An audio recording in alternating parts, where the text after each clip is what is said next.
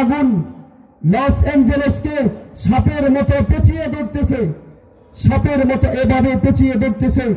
এই আগুন এদেরকে ধরার একটাই কারণ, লস অ্যাঞ্জেলেস এখানে আমেরিকার সবচাইতে বড়, ওই পৃথিবীর মধ্যে সবচাইতে বড় নর্তকীরা সেখানে বসবাস করে, সেখানে অনেক বড় বড় হলিউড নায়িকারা সেখানে বসবাস করে, তাদের প্রত্যেকের সেখানে বাড়ি আছে। সেখানে এমন একটা রাত পার হতো না যেই রাতে তারা সেখানে পার্টি করে নাই, এমন একটা রাত পার হতো না যেই রাতে সেখানে মদ পান করা হয় নাই, নর্তকীদেরকে নাচানো হয় নাই, এমন একটা রাত সেখানে পার হয় নাই।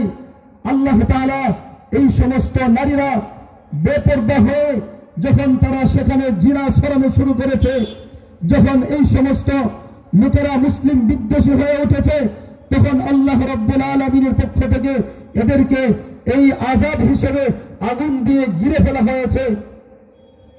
আগুন দিয়ে তাদেরকে ঘিরে ফেলা হয়েছে। এজন্য মুসলিম জাতি এখান থেকে আমাদের শিক্ষা গ্রহণ করতে হবে, এখান থেকে আমাদের শিক্ষা গ্রহণ করতে হবে।